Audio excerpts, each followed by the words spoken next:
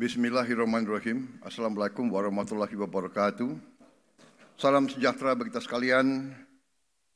Shalom, Om Swastiastu, Namo Buddhaya, salam kebajikan. Saudara sekalian, Bapak-bapak, Ibu-ibu yang saya hormati, para Menteri Koordinator, Menteri Kabinet Merah Putih, Wakil Menteri Kepala Badan yang hadir, Gubernur Bank Indonesia yang saya hormati, yang juga adalah Ketua Umum Ikatan Sarjana Ekonomi Indonesia, ISAI.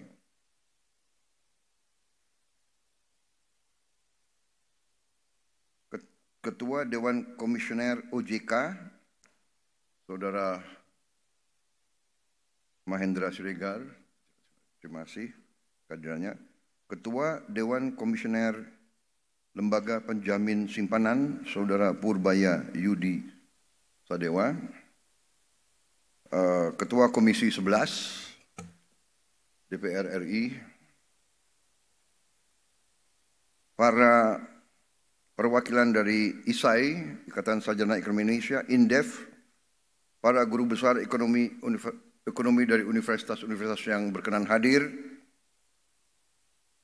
para pelaku perbankan, para direktur utama Himbara, para ketua asosiasi ekonomi dan usaha, antara lain Ketua Umum Apindo, Kadin, HIPMI, ini banyak singkatan-singkatan ya. AEI, PAI, APII, HKTI, saya hafal HKTI, AAJI, AAUI, AParindo, ASIPindo, CSIS, Perbanas Asuransi, Serikat Pekerja, Serikat Tani, dan lain sebagainya. Tolong nanti staf lebih rinci ya supaya jelas. Rekan-rekan pers, media, tamu undangan yang saya hormati. Tentunya sebagai insan yang bertakwa, marilah kita tidak henti-hentinya memanjatkan puji syukur kehadirat Tuhan Maha Besar, Tuhan Maha Kuasa, bagi umat Islam Allah Subhanahu wa Ta'ala, atas segala karunia kesehatan, kedamaian yang diberikan kepada kita sekalian, sehingga kita dapat berkumpul siang hari ini di Aula Bank Mandiri dalam keadaan sehat walafiat. Karena kita masih di awal bulan Syawal, saya ucapkan kepada seluruh umat Islam yang hadir, selamat Idul Fitri 1446 Hijriah, mohon maaf lahir dan batin. Saya sekali lagi ingin di sini atas nama pemerintah mengucapkan terima kasih yang sebesar-besarnya kepada semua instansi, semua lembaga yang telah bekerja keras sehingga bulan puasa Ramadan tahun ini dan acara mudik dan kembali dari mudik berjalan dengan baik, lancar, dan merupakan suatu prestasi yang dilaporkan kepada saya, arus mudik yang terbesar selama ini, lebih besar dari tahun lalu, tapi tanpa kemacetan yang berarti, dan yang lebih memuaskan bagi kita adalah angka kecelakaan yang turun secara drastis. 30% lebih rendah kecelakaan dibandingkan dengan tahun yang lalu. Ini adalah hasil kerja keras, dan ini hasil kerja keras daripada Kementerian Perhubungan dan Kepolisian Republik Indonesia, termasuk juga TNI. Untuk itu sekali lagi saya ingin ucapkan terima kasih kepada instansi-instansi tersebut. Kementerian Perhubungan, orang libur dia terus mengawaki pusat-pusat yang penting. Menara bandara tidak boleh berhenti, tidak boleh libur ya. Air traffic control kalau salah itu musibah yang besar. Para polisi yang sering dicaci maki, sering disalah-salahkan, padahal mereka diterik siang matahari tanpa kita sadar mereka bekerja keras menjaga kita, mengatur lalu lintas. Jadi ini saya pakai kesempatan ini untuk menyampaikan penghargaan. Kadang-kadang kalau orang berbuat baik tidak pernah diucapkan terima kasih dan tidak pernah diingat. Kalau orang buat salah tidak pernah dilupakan. Ya. Yang salah diingat-ingat terus. Yang baik nggak mau dikomentari. Nah, jadi saudara-saudara, terima kasih kehadiran saudara-saudara sekalian. Terima kasih Dirut Mandiri. Dirut Mandiri yang baru atau yang lama ya? Oh tetap. Yang lama diperbarui gitu. Ya. Jadi saya berpegang kepada filosofi ya, the right man on the right place, the right man and the right woman on the right place. Jangan the right man aja, ya kan? Jadi kalau ada yang baik, ada yang handal, seperti pilot pesawat, ya kan? Kita nggak perlu tanya pilotnya itu agamanya apa, asalnya dari mana, ya kan? Nggak perlu orang tuanya siapa. Dia bisa bawa penerbangan dengan baik. Keselamatan ratusan orang di tangan dia.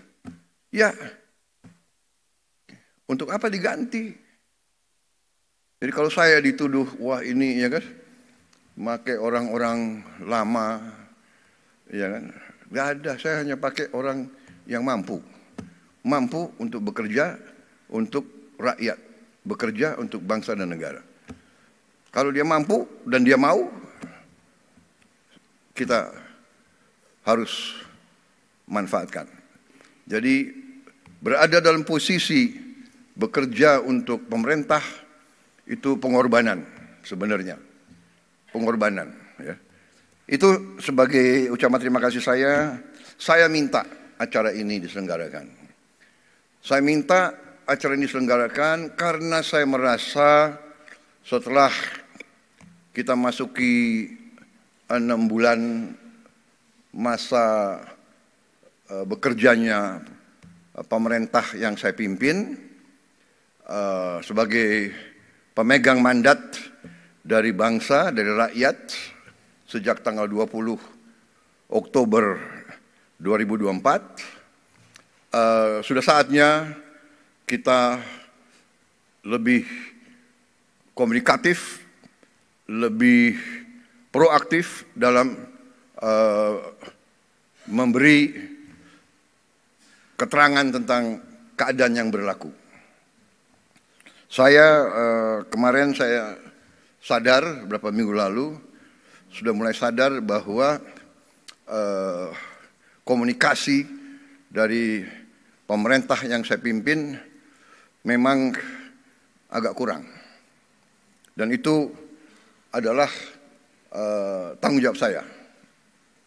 Dan saya ingin memberi penjelasan kenapa. Karena saya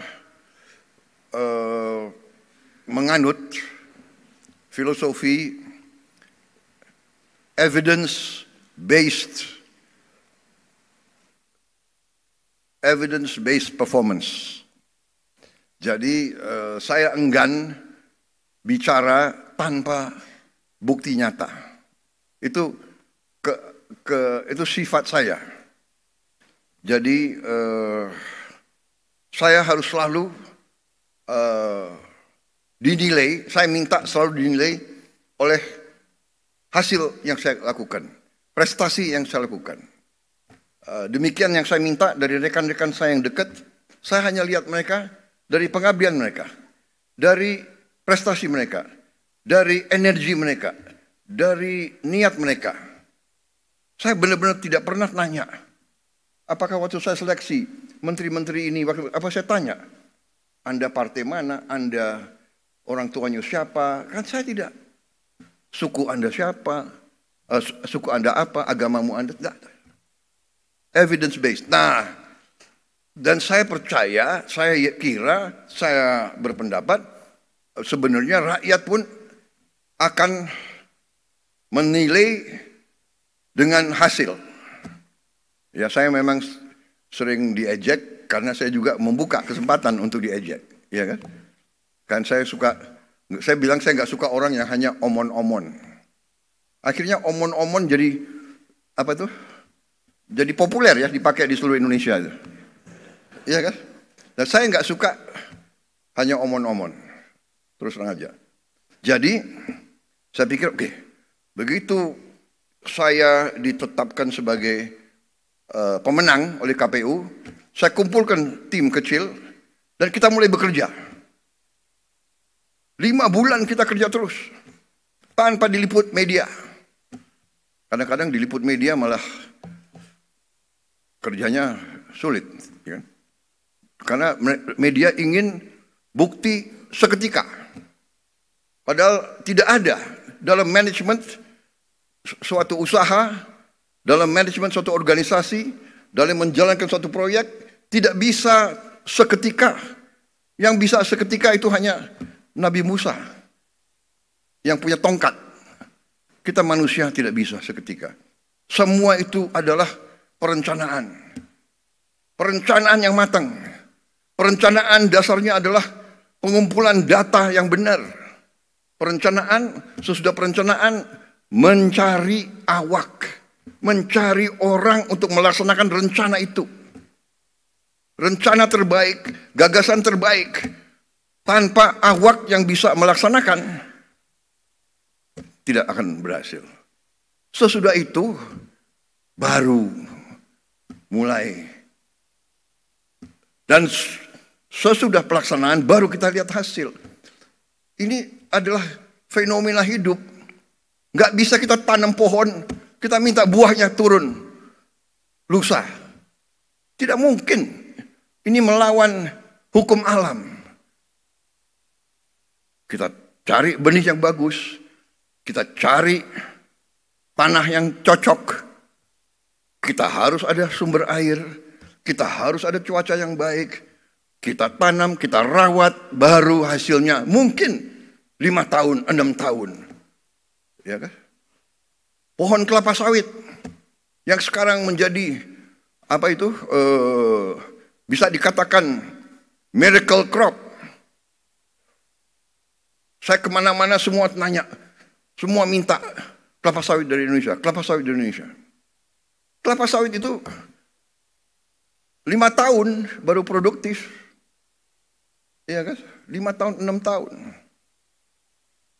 Jadi dibutuhkan perencanaan, pemilihan personalia, pelaksanaan yang benar, dan keteguhan, ketabahan, dan kesabaran.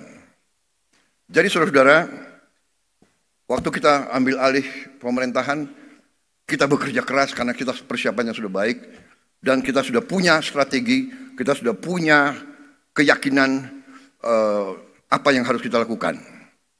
Dan bagi kami sangat terbuka, kami sangat transparan, kami buat buku strategi transformasi bangsa. Dan kita sebarkan, saudara bisa buka di situ. Di situ jelas dan gamblang dasar-dasar pemerintah yang saya pimpin. Dasarnya adalah Pancasila dan Undang-Undang Dasar 45. Bukan sebagai mantra, bukan sebagai slogan, bukan sebagai moto, sebagai dasar pemikiran. Ekonomi kita apa? Ekonomi kita adalah berdasarkan Pancasila dan Undang-Undang Dasar 45. Berarti ekonomi kita harus berdasarkan sila-sila itu.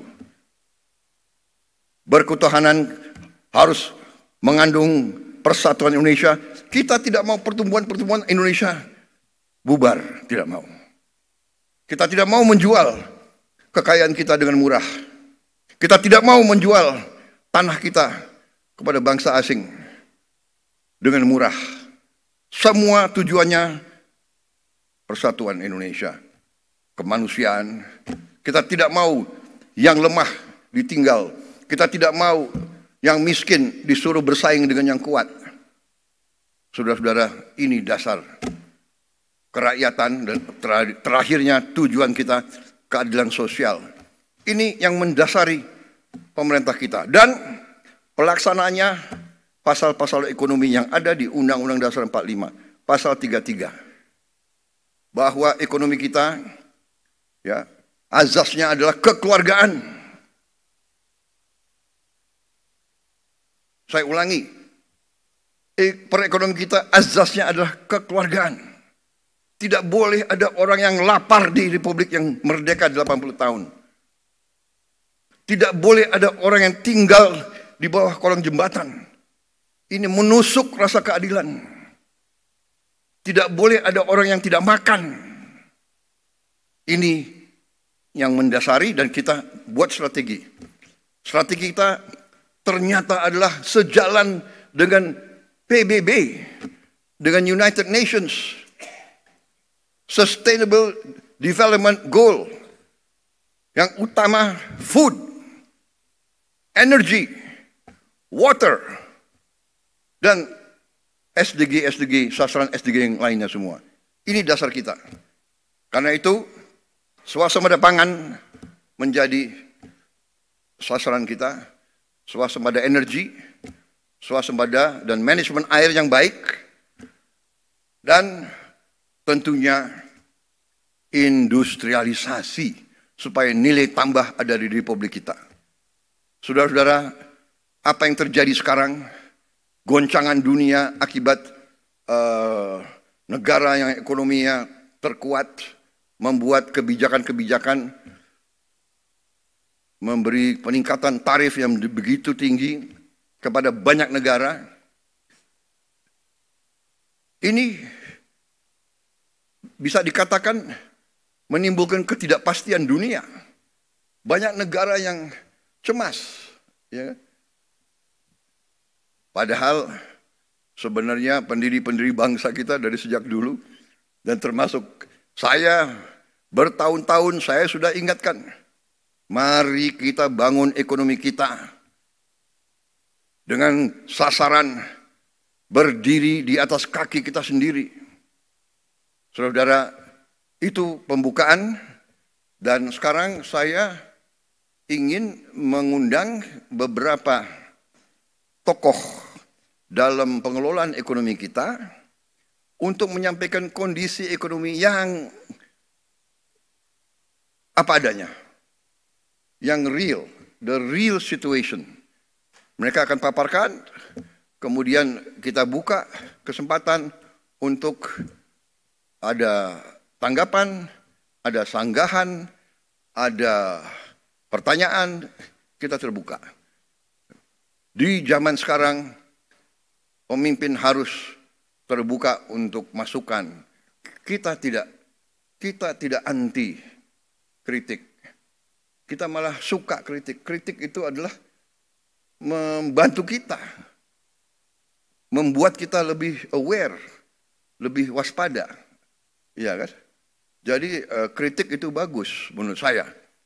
Tapi kalau suatu program untuk menciptakan kondisi yang tidak rasional, ya kan? Ini harus terus diadakan istilahnya klarifikasi dan penjelasan, ya kan? Umpamanya ada yang dengan keras yakin bahwa matahari tidak terbit dari timur, matahari terbit dari barat. Karena dia ngomong 500 kali, 1000 kali matahari dari barat, jangan-jangan ada sebagian rakyat kita yang percaya matahari terbit dari barat. Itu adalah ilmu propaganda. Itu ada di buku semua. Itu keahlian Hitler dan Joseph Goebbels.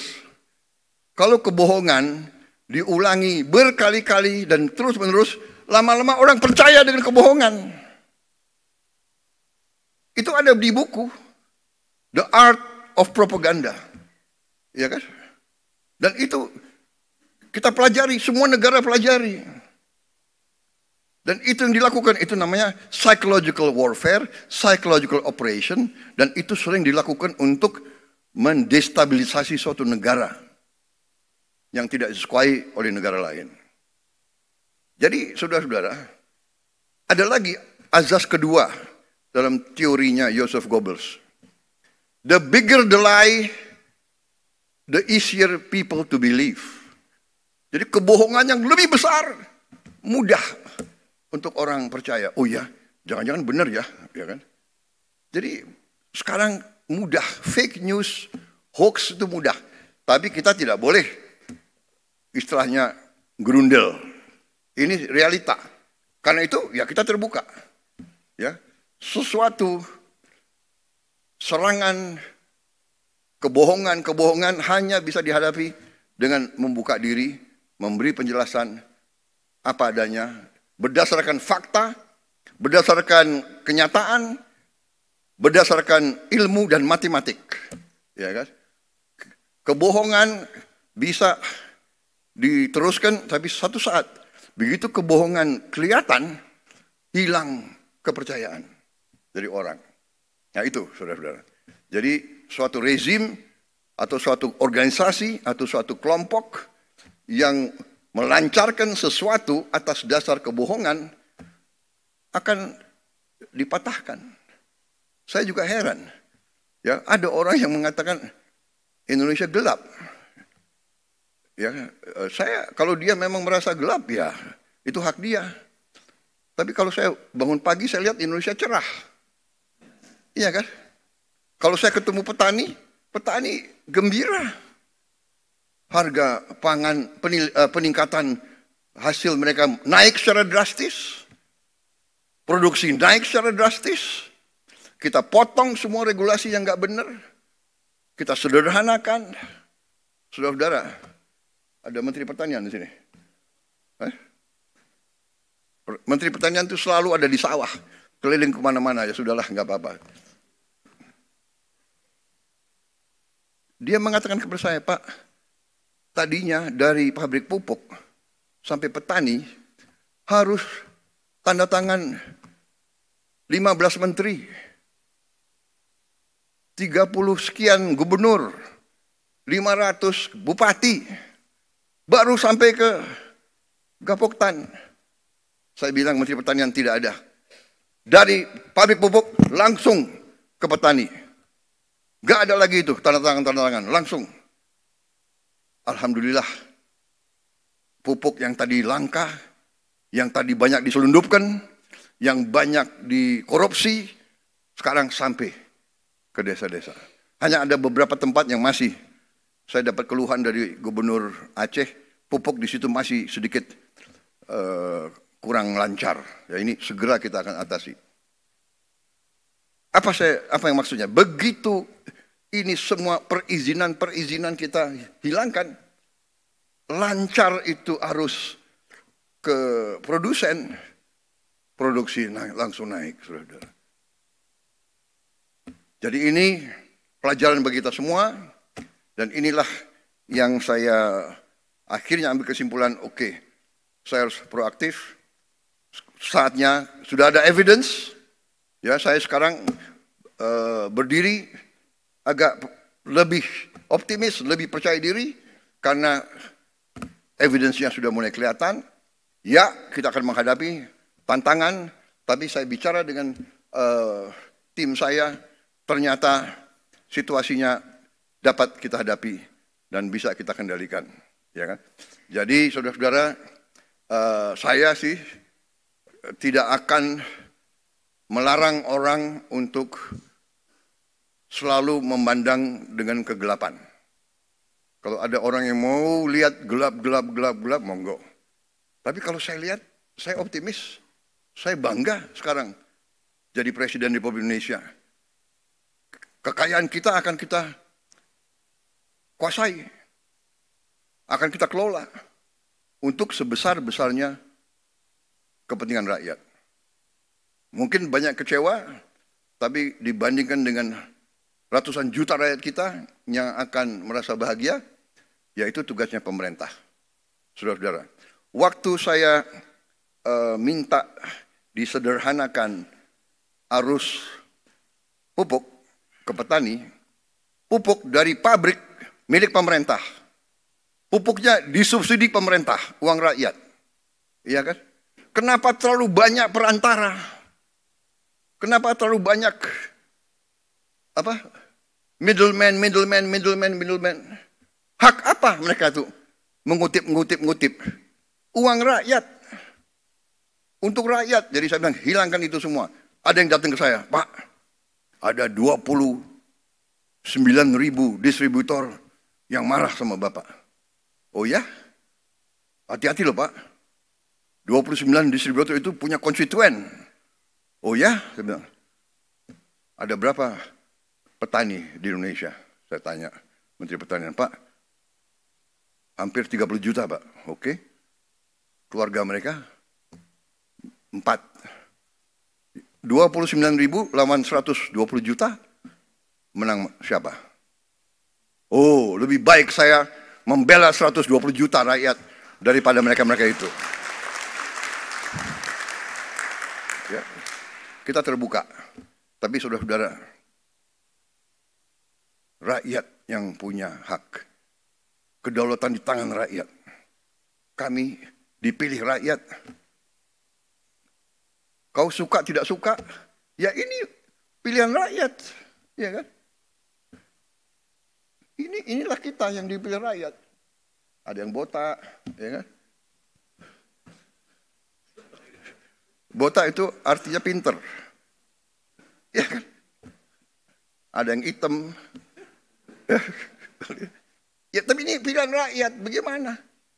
Dan kita semua, cita-cita mereka semua itu hanya untuk berbakti kepada rakyat. Benar, kalau mereka mau kaya raya, mereka bisa. Nggak usah masuk pemerintah. Mereka masuk pemerintah itu saya juga sedih loh. Menteri Keuangan. Banyak yang belum dapat mobil dinas. Ya, mereka kerja 6 bulan ini kerja bakti. Tapi ya, terima kasih sudah mulai apa? Sudah mulai cair. Ya, apa diblokirnya udah dibuka gitu kira-kira. Baik, itu saja. Saya sekarang persilakan mulai dari Menko Perekonomian ya. Terima kasih.